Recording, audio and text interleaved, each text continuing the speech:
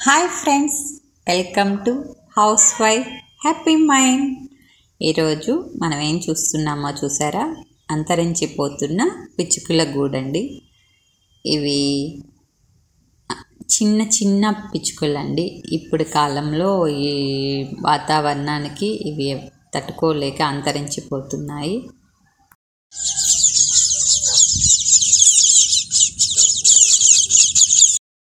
Okay okay, అరవకండి, మీ గురించి మాట్లాడుతున్నా. అవి చెప్తున్నాయో అరుస్తున్నాయో మాట్లాడుతున్నాయో తెలియదండి.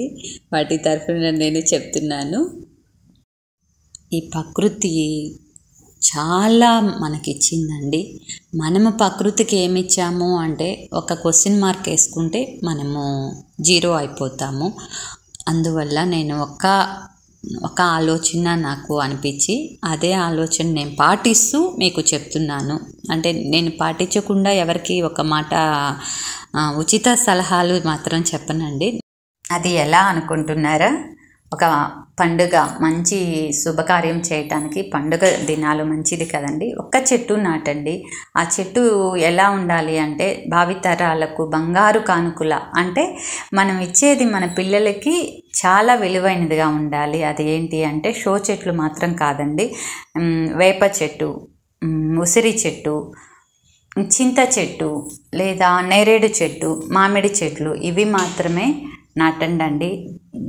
రాబోయే తరాలకి ఇవి చాలా ఉపయోగపడతాయి.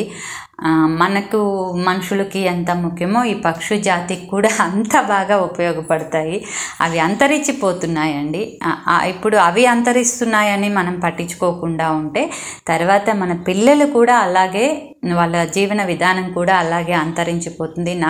నాకు తెలిసినంత వరకు ఇప్పటికీ మినిమం 40% జనరేషన్లో తేడాలు వచ్చేసాయి.